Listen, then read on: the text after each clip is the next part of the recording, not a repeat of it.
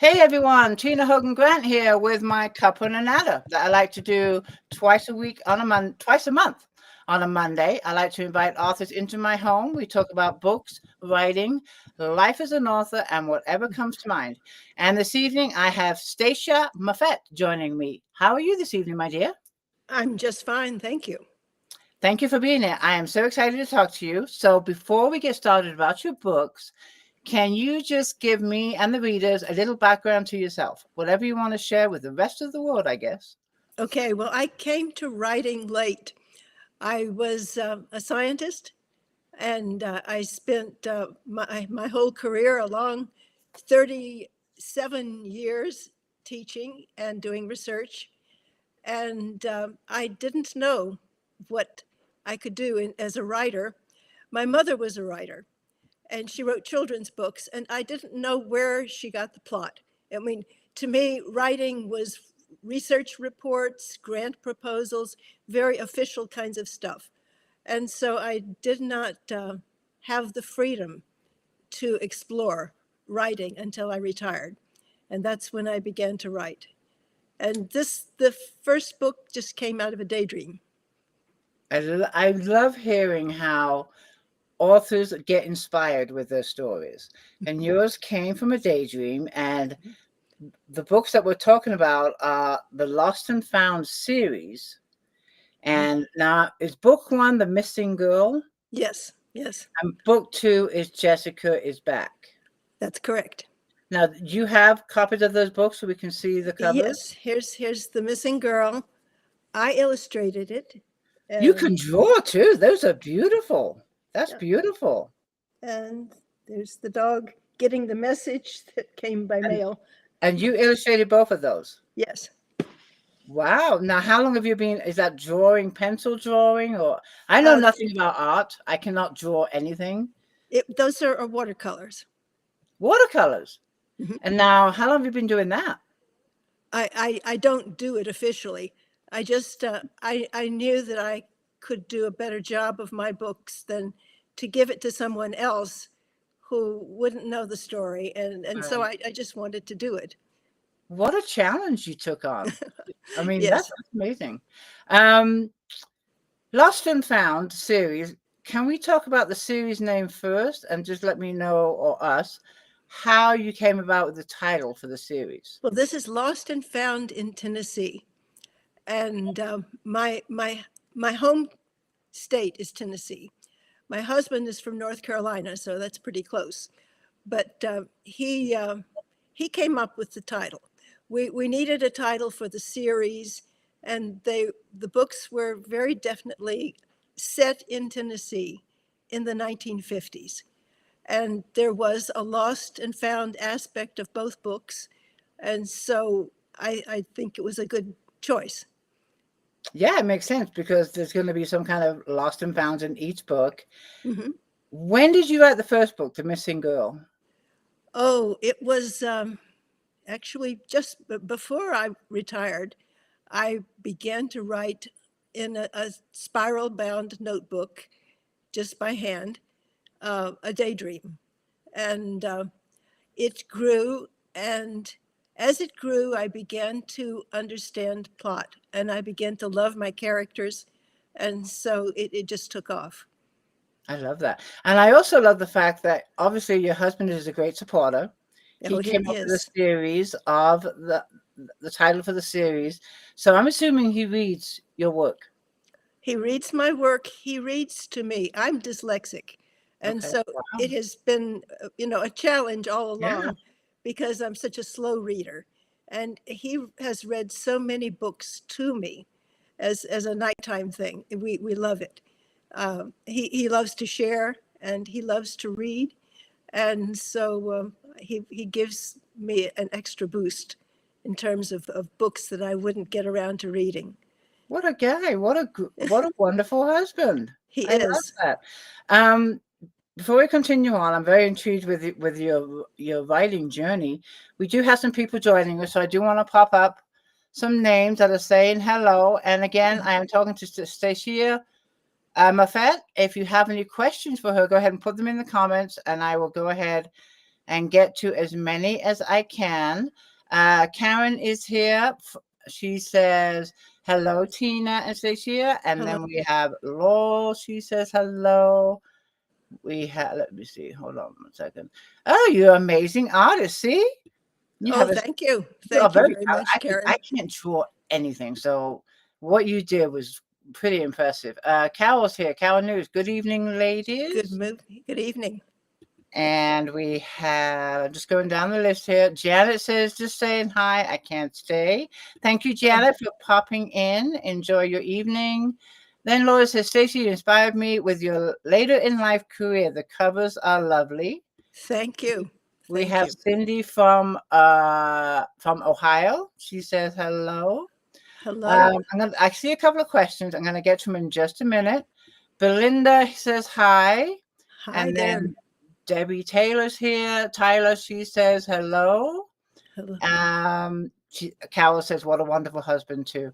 Then we have Sabrina from Utah. Because I have some questions before I get to of my own, before I get to the readers' ones. Back to your books. The question I had was, in fact, I will put it up right now. You were talking about how you wrote down your book on a notepad. You love to get to know your characters. Karen is asking, do your characters talk to you? My characters lived with me and I lived with them. I lived inside the book while it was being written. My husband would say, what are you thinking? And I would say, I'm out in the forest with my characters. I can totally relate. Because your characters talk to you so much, you get lost in the world, as I call it. Would you describe yourself as a penster or a plotter? Do you plot out your books before you write them? I do not plot. The plot just happens. Yeah, it just happens. Yeah, that's exactly how I am, and I love it because I look at myself as the reader too, because I have no idea what's going to happen in the book, absolutely none. And I love the surprises that the characters throw at me. And I've said this before. Sometimes I don't like what a character is doing. I tried to change it in one book and it didn't work out. It just did not sound like part of the story. So now there's a reason why they're doing what they're doing. And by the end of the book, it makes a lot of sense. Yeah, they come with their own reason for being. And every one of my characters was important. I had some early readers who said, well, there's so many characters. And I said, but it's a small town.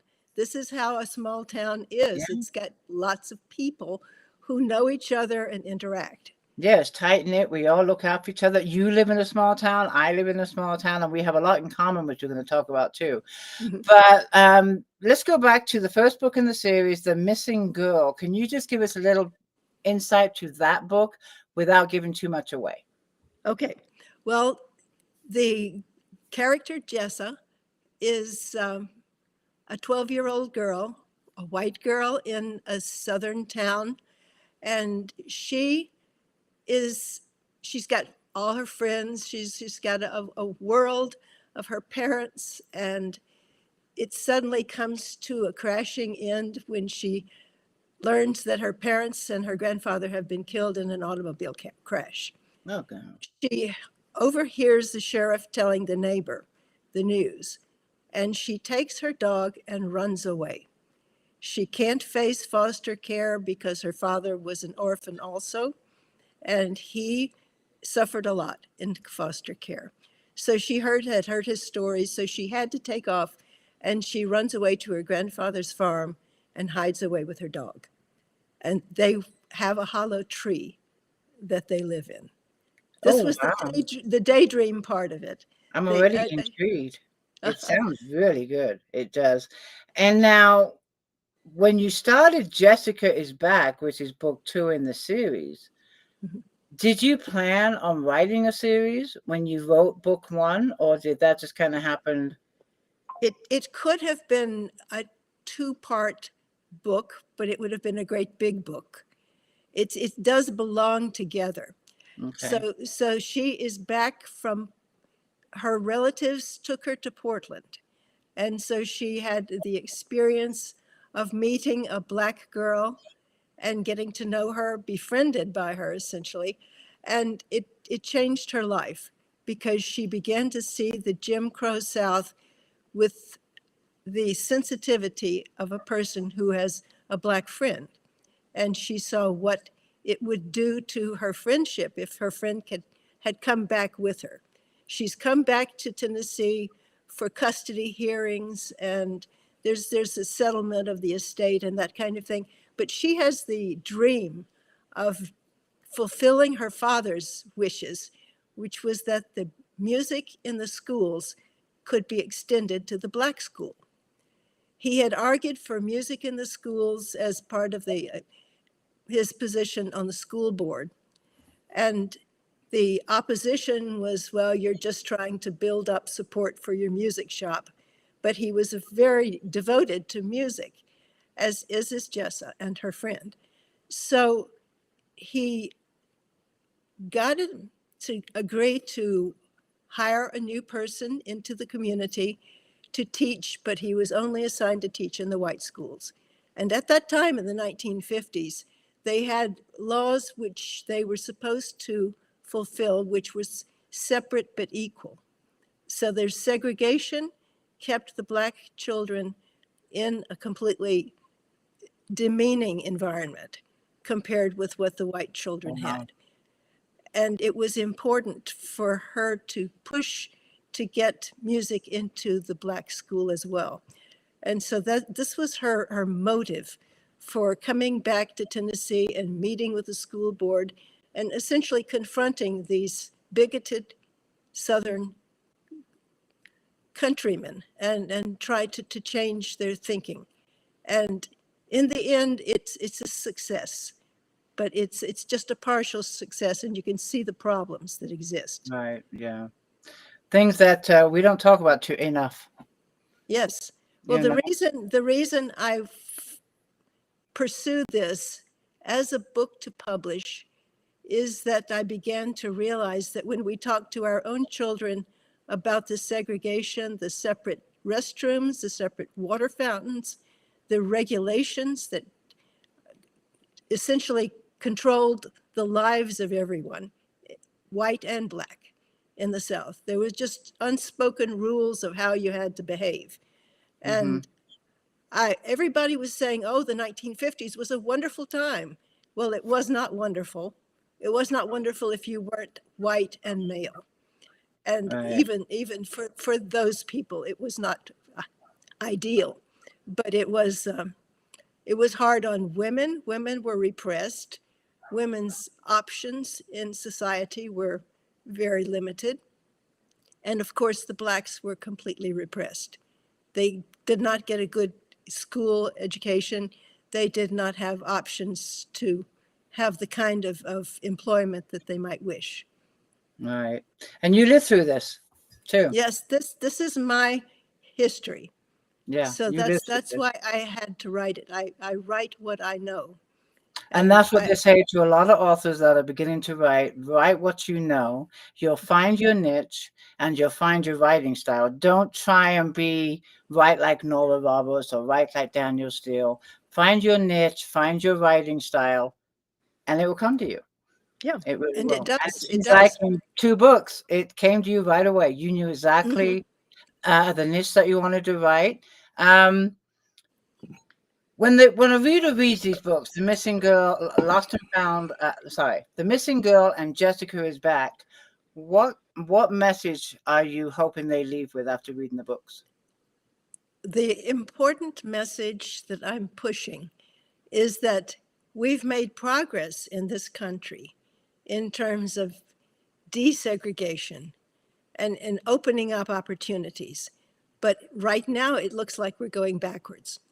And the other message is that interracial friendships are the solution. If people simply have a chance to get to know each other, whether it's Black and white, Black and brown, or some kind of sexual variant on the standard male and female, people need to get to know others in order to understand. Right.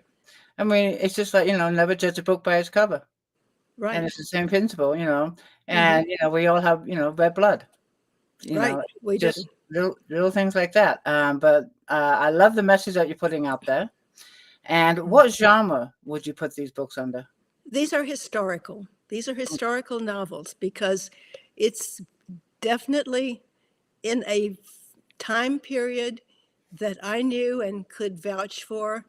And I didn't have to do a lot of research just because it came naturally to talk about this Right. era that I grew up through. Excellent. Excellent. I want to pop this question up real quick. I thought it was very cute. Laura says, how did you meet your gem of a husband? Okay, we were both at a marine lab. He was doing research and I was taking a course. And so we met actually through music. He put a post on a bulletin board for people who might want to play chamber music. And a friend of mine saw it and said, hey, I know you play the violin. You should get in on this. And so that was the reason we got together. And Oh, it's been wonderful. I love it. Now you mentioned too that one of your dogs is in the books, Yes, in both yes, books. both books, yes. You got to tell me a little bit about this puppy. That's Okay, the name of the dog in the book is Cassie, and I have a niece who's named Cassie, so it was sort of funny using her name. But the dog was her companion. She ran away. She was at loose for some 7 weeks, hiding out, just grubbing food from the garden on her grandfather's farm, eating walnuts, and the dog had to dig up mice. And the two of them were boon companions. And the dog continues to have an important role through both of the books. But I very much needed for Jessa to have that dog. She wouldn't have made it without her. So yeah, that's her support system right there. And mhm. I love all books with animals as long as the animal doesn't get hurt. The That's animal does not get that's hurt. the only The thing that I animal is a hero. great. I wonderful. I mean, no offense to authors how they write their books. You know, we all want to write our stories, but why do you have to hurt the animal? Why? Yeah. I just never get that one. I just never do. I want to say hi to a few more people that are here. We have a Flash Cat watching on YouTube, so I wanted to say hi to her. When it comes to the books, do they need to be read in order? I'm assuming the characters are in both books. Yes, it would be nice to read The Missing Girl first, just to get to know Jessa. She's Mm-hmm. got a lot of grit. She's stubborn, like me, and she is undergoing a transition. As a 12-year-old, she was an only child. She was a sheltered young lady, and she develops strengths through her experiences and through her desire to convince others of what she's become convinced of herself, which is the interracial friendship. Right. Okay. And is there going to be a third book in this series? If it comes together, it will be about 5 to 7 years later, after the end of this. Jessa is back, and it will be her friend and Jessa coming back to Tennessee in the civil rights era. So the 1950s, things were Oh, just okay. getting started, but by the 1960s, things were really warming up and change was being forced on the South. And it was important that some people who cared about the South be involved. And so she and her friend will come back. Now, have you started writing the book? You have started writing it? There's some chapters. Okay, well, that's Yes. a start. Uh-huh. When did these two books come out? Last year, Both of them came out 2024. last year. How Yes. long did it take? Okay, let's start with book one, The Missing Girl. How long did it take you to write that book and then get it to publication? Oh, it was almost 7 years. Wow. And the books came out together. They were both completed by the Okay. time I sought publication. Wow, 7 years. but you were determined. Yeah. And we have talked about this before we went live, but I was reading your bio, and obviously you have mine, but we have a lot in common, and which We I do. love. We can relate to a lot of things. And number one is we both started our author career later in life. 2018 is when my first book was published, and that's like in my 50s. And you just recently did yours, but we also discovered that we both built our own home. Well, not Yes, just we us, did. but we got property and we built our Yeah. home. And It was it a dream. took many years. And I myself tell myself one only needs to build one house in their lifetime. You don't need to build another one. No, but you've got to live in that house. Yeah. You're now, what state are you in? Washington. You're in Washington on the West Coast. I'm on the West Coast Yes. in California. And you're in a small town. hmm You get Yes. all the 4 seasons, you get snow and all Oh, that we stuff, do. Yes. and you have the animals. What kind of animals you have? Well, we have two goats, Boer goats, that are pets. We have ducks that we used in the vineyard because we have a commercial vineyard, and we have chickens, and we have the dogs and a cat. And your red meat is venison, just like us. Yes, Yeah, that's that's right. all my husband eats, and it's all I eat too. I don't Yeah. remember the last time I had beef, but Yeah. he goes out and gets 2 deer a year, and that is our red meat for the year. And then hmm we get fish from the ocean and chickens. But yeah, I love that we have a lot in common. So Yes. I do, I really do. And I see that my sister-in-law is here. I have to say hello to Pam. Hello, Pam. Let's see. I want to put up some more comments from our readers. I grew up in the 1950s. I'd love to read this book. Carol News can relate to your book. Please, please do. I want to hear from people who have had Yeah. experiences with this era.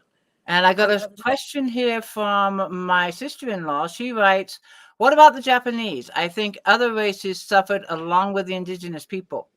That's true. And I try to bring that out in connection with the Portland friends and her time in Portland, because Portland was, it had the KKK, but they didn't have any blacks to Right. be opposed to. So they were opposed to the Jews and the Japanese and anyone who wasn't white, milk fed American. And Right. it's true that bigoted people are all over the place, not just in the South. Just not in the South. And then we have a comment here from, I'm sorry, Flashcat. She says, I lived in the deep South in Birmingham. Just after that, it was still racial violence going on. That's right. It Mm-hmm. still is going on now. It's going on now even more. Yeah. And it's a very dangerous situation that the country is falling into. Yeah. Okay. Let's see. Hold on. Let me see what else you have here. Okay, Dana, this is off topic, but we're going to pop it up. Dana's asking, do you have a favorite place to write? um, I moved from writing by hand in a notebook to computer-based writing, and I love downstairs in our home, which is where I am now. So Okay. I'm happy here. Now, can you write when there's like background noise or music or the TV, or do you have to have complete silence? Oh, I rarely would have complete silence. I have lots of interruptions. I I, I create my own sphere, and I get into it, And you're able and to block that's it out. yeah. Yeah, I can't do that. I have to have silence. I just Mhm. do. I can do music as long as there's no lyrics in the music. If it's just music, then that's that instrumental. But any kind of lyrics, any kind of noise like TV, radio, I can't do. I have to have the silence. Music I can do with no lyrics. Mhm. So I wish I could just bottle it out and can't do that. I haven't learned to yet. Belinda would like to know, where do you get your names for your characters? The names were really easy for me, and I used a lot of family names. I used names that I liked. And the problem I had was that I couldn't use the same name twice. Mm-hmm. And that was something that I had to avoid. And I was inclined to do that. But other than that, I had no problems with the names. I loved the names that came to me. There's a sheriff's clerk named Florence, and I had a teacher named Florence, and it just came right to me to give that name to her. It sounds perfect. It does. It really does. When it comes to your writing, like you discover this later in life, your passion for writing. Do you write every day? Is it something you want to do every day? You do every day? I do some kind of writing every day. I began my writing as a letter writer. My mother was in Tennessee and I was in Washington State or other places during my career. And I would write letters, especially to her, but to other family members as well. So I was always a writer. And I write now. I'm into more writing of memoir, just to put down some things I want family to have after I'm gone. And Mm-hmm. I want to be sure that these stories that are so important for me are passed along. I love it. You're leaving a legacy behind. Mhm. Yeah, I love it. I really do. And when it comes to your writing, you mentioned that you have dyslexia. Your husband reads to you. How does it affect when you're actually writing, or do you do speech to text? No, I just type. And you're able to with your dyslexia, you're able to do that? Oh yeah, oh Yeah. yeah. Is it Well, just I the mean, reading? it slows me down, but I think it slows me down to a good pace. There you go. You're not rushing your stories. You make sure you don't miss anything out. Hmm? Hmm. I love Yeah. that. Okay. We do have a treat from you. You are going to read from one of your books. Are you ready to do that? I am ready. Perfect. I love it. And not only I, but our readers love it. My readers love it that you're going to be reading from one of your books. So I'm going to hand it over to you, and you can tell us which book. And Okay, this is from The Missing Girl, and it's chapter 1. At sheriff's headquarters, a lone fly buzzed insistently in the heavy air. Florence, the desk clerk, was dozing. Her worn face bore the traces of smiles and resignation, reflecting her role as an unofficial town councilor. The sharp ring of the telephone jangled the sultry air, and Florence jumped to grab the black receiver. Radford Station, dispatcher Hadford speaking. This is Lansdowne Hospital. There's a two-vehicle accident on State Route 27 just outside Lansdowne. Occupants of the car were Radford residents. Mercy. Florence's first thought were of her son. Surely he couldn't have been on the highway to Lansdowne. She shook her head and struggled to respond. The sheriff's car radio is working good now. Have you contacted him? The Radford sheriff is on site. What happened? Honey, it's rough. I'll read the report. A 2-ton flatbed truck loaded with a tractor was driven by Gary Lipton. Driver's license put Lipton's age at 64. The truck crossed the center line and hit the oncoming Chevrolet sedan head on.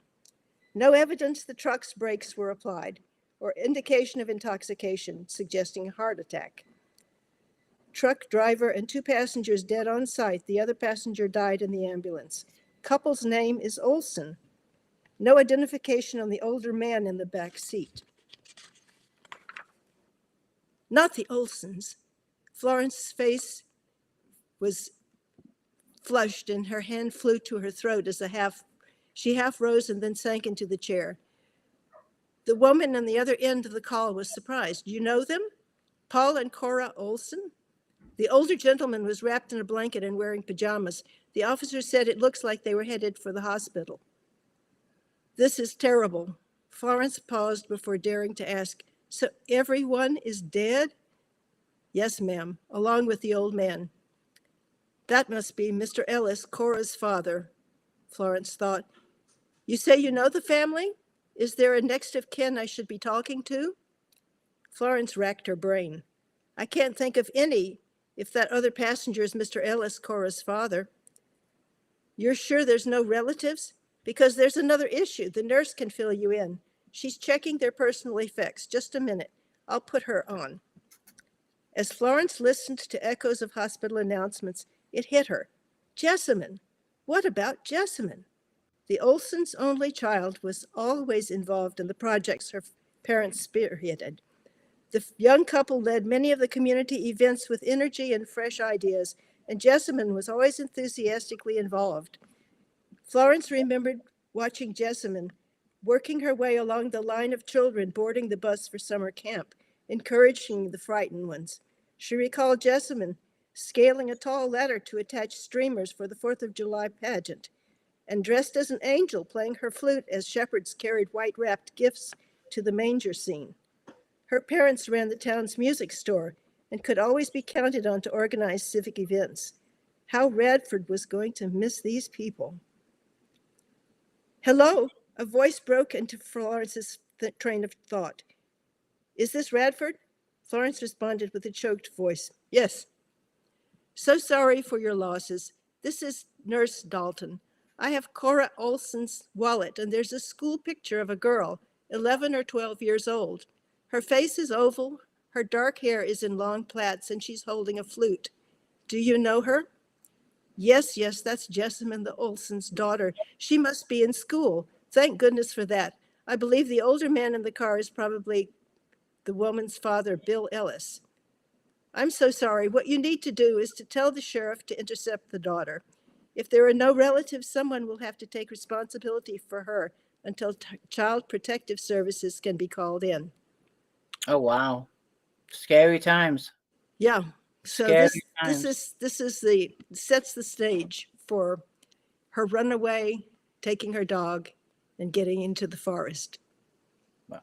And writing this book, of course, is something you knew, something that you lived. When you were writing these books, was there any part of it that you found extremely difficult to write? I was simply, in the second book, there's a scene in which music is going to be performed, and it's going to be interrupted by gangs that want to attack the mixture of blacks and whites. And so I felt that I had to do that really well. It was a very important scene for the book, and I felt some trepidation in getting to it. I put it off, and then I finally, I can relate to that on some of the books I've written. I want to put up some comments from your reading. Thank you so much for reading, by the way. I really enjoyed it, and so did our readers. Emotional. Thank you for reading to us. Lori says, I love the reading. Belinda, love the reading. I'm just going to go through the comments. Okay. Karen says, wow, great reading. Debbie says, wow. And Dana says, sounds good. See, I told you our readers love to listen to them. Well, I hope they'll get the books and read them. I really want these books to be read. Yeah, there's this very, very strong message. As far as purchasing the book, getting the book, can you let the readers know where it can be found? Amazon is the quickest and easiest way. Okay, and that's ebook and print? Yes. Okay, and do you know if it's in Kindle Unlimited? Yes, it is. Oh, it is? Okay, so if you remember... It's available. If you remember, you can just read it. Yeah, yes. You can just read it. Please do. Just read if whatever way you like to read. Just get that book. But the message is very clear. I want to pop up some questions now that I noticed when we were going through the reading. Here's one from Belinda. She is asking, do you have book signings or go on book tours? I have not yet done that. Life has been pretty complicated, and I have not focused on promoting this book the way I should have. But I want it to get into book clubs. I want it to be in libraries. I want people to find this book and read it. Right. I mean, they say that the easiest part of being an author is writing the book. It's the Yes, work I afterwards. would agree with that. I Yeah, would agree. it's the toughest part is marketing and getting the word out. Mhm. And it is very, very hard. It is. There's millions and millions of books out there, but that's why we're having you on the show. We're trying to let people know about your book and I get as much as appreciate we it. can. Yes. You know? Thank you. And yeah, oh yeah, I love having you. And then Belinda also would like to know, do you have a favorite book or author? Oh, I've been reading King Solver. I have very much enjoyed her books. I want people to know about oh, what is her name? Robin. um, I can't remember her last name. She wrote the sweetgrass, braided sweetgrass, and she writes about Native American culture and its impact on Oh, society. sounds good. And what was it? You know, the first name was. Oh, that's No, terrible. I know I'm the same way when it comes to authors. Sometimes I read a book and I feel terrible when I can't remember the name. But do you remember the title of any of the books? Braiding sweetgrass. Braiding Sweetgrass, because I want to look it up. You can tell me what her last name I'll is. tell you what his last name is. Braiding Sweetgrass. Okay, perfect. And then there's a question here from Lori Chasko. She would like to know, do you like to read the same genres that you write? Oh, I read very broadly. And so I do not restrict myself to any genre. Oh, that's Um, good. That's good. so, So there's not a genre you won't read. no, no. Excellent. See, I won't read horror. I cannot do horror. That's the one genre I can't do. Well, I just can't. I want to go. I want to sleep at night. I just can't do it. I yeah, did yeah. when I was younger. Can't take the movies. So, Oh yeah, horror movies I can't do either. But yeah. I did read horror when I was younger, like Stephen King, all these early books. But Mhm. now I just think I'm just a wuss. As I get older, I got to be a wuss, and Yeah, I just can't do it. yeah. I just can't. Carol's Uh, putting this up.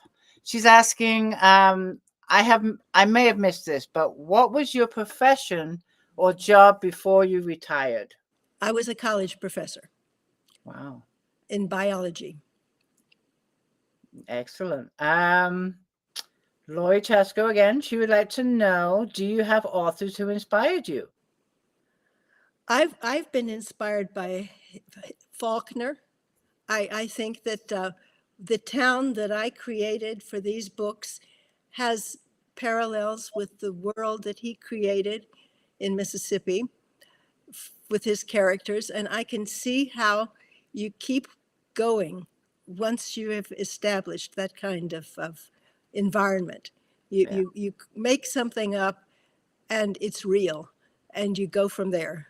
And you make it feel like home. Every time you go Yes. back to your book, it becomes more familiar. Mhm. And I mean, by the time I finish some of my series, it's like, I'm going to miss these people.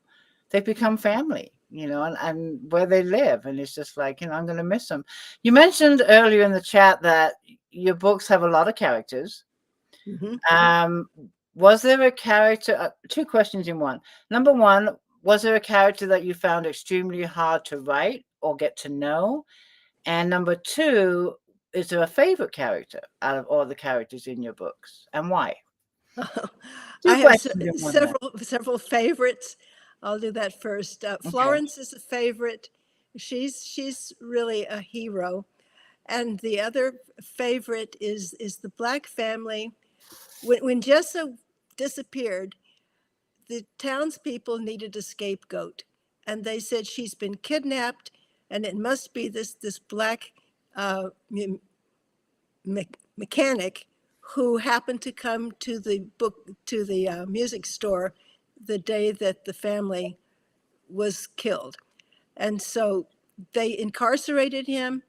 And after that, we got to know his family and his Aunt Helen. And his Aunt Helen had a farm, and his Aunt Helen took the chickens that Jessa was worried about her grandfather's chickens being neglected. And so they went to deliver the chickens to this woman, and the whole family from Portland got to know her. That's Aunt Helen. And she was a very, very important character to me. She sounds like it. She does. And what about the characters? Were there any characters you found extremely difficult to write or get to know? Well, I'm sorry that it came so easily, but the rednecks that were attacking the music events, that were opposed to the integration that she was trying to promote in the schools, she, uh, those rednecks in particular were very prominent in an early version of the book. And I ended it differently, and they didn't have as much of a role, but I really got to know them, and it was part of the South. It was a part of the South that I wish did not exist, but it definitely is there, and it had to be there for the book and for Right. the reality. Yeah. Okay. Dana, she would like to know. Now we know your husband reads your books, but do any other family members read your books? Oh, yes. Oh, yes. Yeah. Oh, yes. Cousins and second cousins. I have lots of relatives who have read this book, and they're very enthusiastic. It's a page turner. Mm-hmm. The book is it. I didn't have any idea I was writing a page turner, but to me it was that way, and that's how it comes out for other people. Well, I'm glad that you have a very supportive family, Yes, and it's and they're wonderful. behind you. They love the message of the book. They read your work. I love that. I like this question from Belinda. She wants to know, do you have any hidden talents besides doing covers for books? Because that is a talent right there. Well, I do have a background with music and writing and animal training, and I don't know whether there's something that I haven't discovered yet, but Never that's say possible. never. Yeah, you never Yeah, say that's never. I mean, I've discovered a few things later in life. I wish I mhm, discovered them a lot earlier, but yeah. we both discovered riding later in Mhm. life. I finally learned how to ride a motorcycle just last year. Oh, that's great. you know, so we keep on learning and discovering things. Hmm. I love it. I really do. And do you put, well, of course you do because you live this life, but other than this being about the 50s, is there anything from your present day that you have incorporated into this book, maybe consciously or subconsciously, that you discovered after writing the book? Being a mother and having, in particular, a daughter. I have two sons and a daughter, and it's the connections that travel through families that I've been discovering, and now I have granddaughters, and so it's a beautiful thing to see, and that has been a discovery. Yeah, beautiful. Let's see. Laurie wants to know, do you have a Facebook page or on any social media platforms? I have I am on Facebook, and our winery has a Facebook page. Um, so that's the closest I come. I We have a website, and you could go to the website for the books, which is Lost and Found in Tennessee, all written lowercase together, .com. Lost and Found in Tennessee.com. Okay. And you from there you can read whole chapters from each of the books Oh, and great. get some background into it, and see if you want to purchase it or read it online. Wonderful. And I think I also have some links to the text above this video. There is links to your website and I think some of your Facebook pages too. So look through the text above this video after the live, and you should be able to find some clickable links. You mentioned your winery up Yes, here in Washington. In Washington, you are retired. Doesn't sound yes. like it. Um, but tell us a little bit about your life. I mean, your everyday life and your little background in Washington. What you have out there sounds gorgeous. Oh, well, we live in a wild canyon, so There are deer around us, but also cougars and wolves and lots of coyotes. And so, and we have rattlesnakes. We have all kinds of creatures. We have a hummingbird feeder that's got dozens of hummingbirds fighting over it. I love hummingbirds. Yes, they're wonderful. So we have about 6 acres in vinifera, wine grapes, and our son, our middle son, is the winemaker. He's a wonderful winemaker. The wine is wonderful. It's Wawabi Canyon Winery, and we make classic wine from our grapes, and it's all estate bottled, so it's a classic European approach to winemaking. Small scale, everything hands-on, and organic. Oh yeah. Sounds fabulous. What a wonderful retirement. And Yes. you're writing books and stories just like your mother did. Mhm. She wrote do you think you'll ever write a children's book like your mom? I well may. I've promised to write a book about sea turtles to one of my granddaughters, and I've got to work on that. Oh, and I think you'll have no problem illustrating it. That's right. In I'm your looking covers, you forward can to do the action. illustration and the writing because did your mother, when she wrote her children's book, did she illustrate them too? She illustrated them as she was writing them, but when she submitted them, they were illustrated, and I think poorly, by the publisher. I mean, that was arranged. And there was one case in which a little girl had to wear old sneakers because a fossil had fallen on her toe, and it was very swollen. And in the book illustration, they showed her in Mary Jane's, and it was just Oh so wrong. It no. was so wrong to the text of the book that that just one fact Yeah.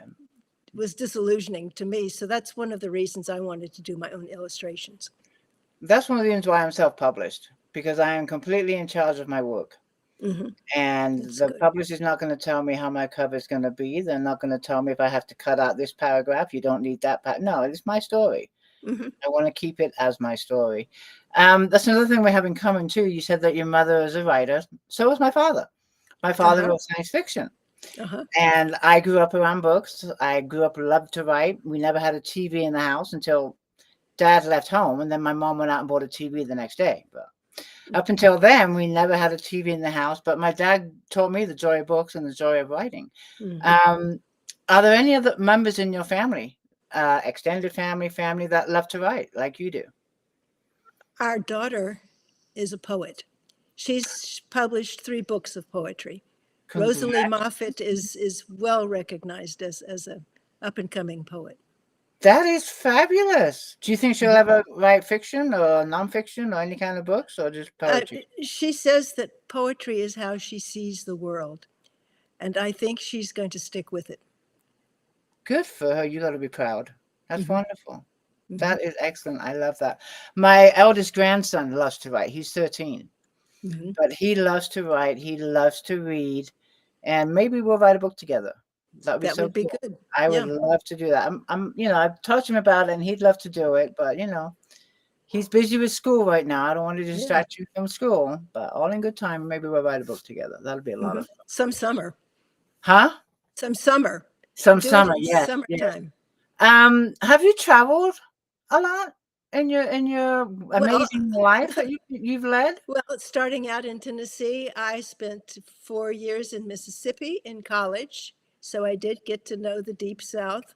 Mm-hmm. I went to Miami, Florida for my graduate work, and so I did my research there. I was at Duke, and as a result of becoming a professor, I was traveling to Europe, England, Hungary, Italy, various places that Wow. conferences took place. But And you're quite the world traveler too. Do you have a favorite outside of the US? Do you have a favorite place you visited? oh, I would have to say I would like to go to Florence with my husband. he went there for a meeting, and he just absolutely loved the city and wanted to go back ever since. And you And haven't been. no, but our daughter, in addition to being an English major, was a French major. And she went along with him on that trip. And it was great to have her expertise in the language, because you study school languages in this country and you don't learn much of anything. But if you go to countries and spend Yeah. some time, as she has done, Mm-hmm. then you really master You the really pick up on language. it. I mean, when I did all my schooling in England, and we had to speak French. We had to learn French from the age of Mhm. 5. But what really helped me was, number one, we had a pen pal, and I Uh-huh. had to write to him. His name is Thierry. I had to write to him in French, Mhm. and he had to write to me in English, and we had to do it Uh-huh. twice a month. And Uh-huh. we had a French pen pal. He had an English pen pal call. But not only that, he came to England, and we visited. We had school. There's a name for it in England back then. I can't remember. He came to England, and then I went to France. So we got to learn each other's culture too. Uh-huh. So it was really cool. But you're exactly right about that. Go to the culture, speak to the people. Mhm. You learn it a lot faster, and you'll understand it better by Yes. Oh, versus yeah, just reading it out of a textbook. I mean, absolutely. nowadays, this was back when I was 16, well, 5 to 16, before I came to this country. Now I'd have to take a refresher course to speak Mhm. French, Sure. because I haven't used it since, Uh-huh. and I haven't been to France. So, Yeah. Well, that's the problem with this country. We're so insulated yeah, from other cultures. yeah. And intentionally, I mean, we have Spanish speaking all around us. We have many cultures, Hmm. but we're decidedly English speaking. Yeah, I'm guilty of that. I don't speak Spanish. I don't. Mhm. No, I don't. Um, let's see. I'm checking the time. We're doing good for time. When you're not writing, I know you have your winery, you have your dogs, your wonderful dogs. Um, what are some of your pastimes that you like to do? Gardening, gardening. We Ah, have after this interview, I will be not only freezing green beans but pickling green beans. They're all waiting to be processed. They're in the bowls, soaking right now, and I I let we grow all of our food essentially. for We you. run out of plastic bags because we never go to the grocery store anymore, and Good for it we you. just tomatoes, cucumbers, beans, carrots, cantaloupes. It's just everything, What an everything you eat. inspiration. I mean, I have vegetable gardens, but not on the scale that you have. You have more land than I do. Oh yeah, we You have have a lot more a land. 100 acres, so You know, one of my yeah. favorite things I have that we grow is barlett pears. I have this tree. Uh-huh. It is full every single year of barlett pears. And my favorite recipe is pear and blackberry pie. I That's wonderful. absolutely love it. And next month, September, is when they're ripe. I can't wait. Except now I have this wonderful Mr. Jack. We all know Jack, my readers do. My Brittany. He is 18 months old. And if you look at my pear tree now, up to Jack's height, there's no pears. Is that Well, really, Jack? you're Yeah. lucky because he's not as tall as a deer, and Thank God. the deer will trim up to wherever they can reach, and the goats take the cherries up as far as they can reach. So it's a problem. It is a problem. We don't get deers on our property like you do. My main pest is Jack. He's my main pest. He really is. Debbie says she loves to garden. Um, Mm, do you have any? Okay, lettuce. I like to grow lettuce, yeah. but you get these little holes in the leaves of the lettuce. Slugs? Is it slugs? Is there any way to stop those buggers? Well, I could there turn this are, into a gardening show, but I won't. But that's one thing that bothers me. or if it's holes in the leaves, it's maybe insects. I would say slugs tend to eat from the outside of the leaf. You know, they'll just keep eating, Right. but they'll eat into a tomato. They're a real problem. There are organic certified ways to deal with slugs and insects, but we run the ducks in the vineyard because of grasshoppers. And this is grassland around here. It's just native grassland, so there's no stopping the grasshoppers. But the ducks are good at it. Turkeys are even better. So in a really bad grasshopper year, we would hope to have turkeys. Oh, wow. Interesting. And you have chickens. We have chickens. I Yes. have we had 17 at one time. I would only have chickens for eggs. Well, I you have to couldn't- mark it if you have 17. Oh, I have plenty of neighbors that love me when we have Yeah. fresh eggs, but they really Yeah. do. Yeah. But I could never ever do the chicken meat thing. Just me. Mhm. But the fresh eggs, there is no comparison Yeah, to a there's store-bought egg. absolutely. Absolutely none. Yep. My husband hated eggs growing up, and now he eats them Yeah. because they're so good. There's just no comparison at all. But Stacia, this has been an interesting and fascinating chat. I love the message that you're trying to put out there, and keep, telling everyone about these books and the message that you have. Again, the series is Lost and Found series, The Missing Girl, and Jessica is Back. They're both on Amazon. They're in KU. But before we end this chat, number one is there is a giveaway. Mhm. And if you can tell the readers what the giveaway is, and thank you, by the way. Uh-huh. The giveaway will be both of the books because I Oh, want them read together. so one And winner, 2 books. yes, one person will get 2 books. And Okay, and they will be signed. I'm assuming they will be Sure. signed. Sure. Yay! All right, and I will go ahead and pick the winner for you, and we'll discuss it after the live. But then we'll figure out how to get the winner to you so you can ship out the books.